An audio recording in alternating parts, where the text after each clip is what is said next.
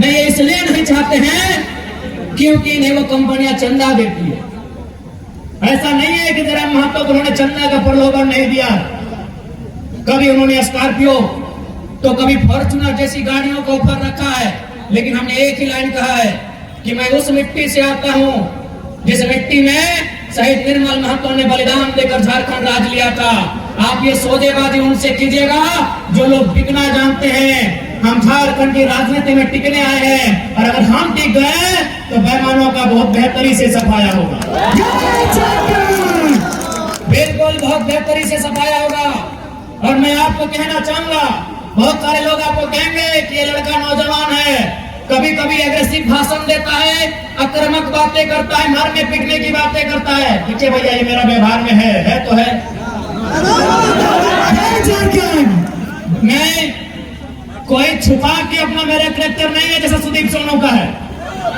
मेरा कोई कैरेक्टर छुपा के नहीं है, मैं जैसा हूं आपके सामने हूं। मुझे टी शर्ट पहन के मंच में आना पसंद है, मैं आता हूं। मुझे खाली पांव पसंद है, मैं खाली पांव आ रहा हूं। मैं कोई दिखावटी नहीं हूं, मैं जो हूं सो हूं। लेकिन हाँ इतना कह देंगे, मैंने 2 साल झारखंड को देखा, बहुत करीब से देखा। लगभग नहीं करने तो 20 करोड़ मुआवजा हम लोग लड़के दिलाए। 20 करोड़ रुपया हम लोग मजदूरों को लड़के दिलाए। कहीं कहीं नहीं भी दिला पाए, ये भी सही है, लेकिन 20 करोड़ और लगभग 1500 नियोजन हम लोग लड़के दिलाए। उस लड़ने के क्रम में झारखंड को मैंने बड़े करीब से देखा कि झारखंड में नियम से बात करने से राज नहीं चलेगा।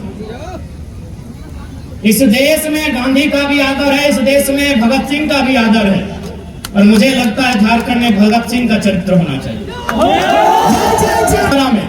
शायद पहली दृष्टि में आपको भी बुरा लगा होगा कि लड़का क्या बोल रहा है, बदला लेंगे, खून बहेगा, लहू बहेगा।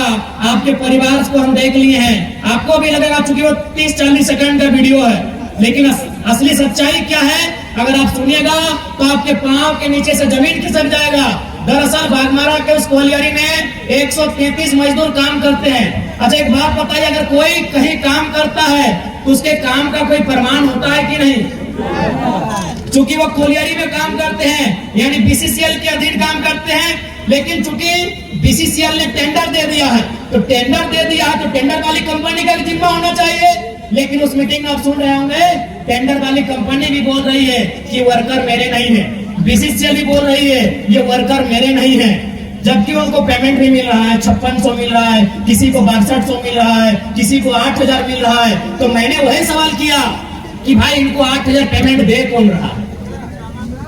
इनको 8000 पेमेंट दे कौन रहा है? ये बीसीसीएल के वर्कर नहीं है, ये आउटसोर्सिंग कंपनी के वर्कर नहीं है, तो इनको पेमेंट दे कौन रहा है? बस वहीं कोई तीसरा आदमी छुप के बैठा है जो विधायक या सांसद है। उनका पेमेंट बनता है 32,000, उनको मिल कितना रहा है? 6,000। बताइए किसका खून नहीं खोलेगा? किसका खून? अगर आप में जरा भी इंसानियत है और आप में जरा भी अन्याय के खिलाफ लड़ने की क्षमता है तो आपका खून खोलेगा ही खोलेगा।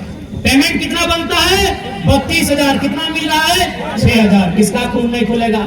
अरे वो तो मीडिया चल रहा था, कैमरा था, हमको भी मालूम था कि मीडिया लोग वीडियो ले रहे हैं, नहीं तो बोतल कसम से हम टेबल में पटकने के लिए नहीं उठाए थे।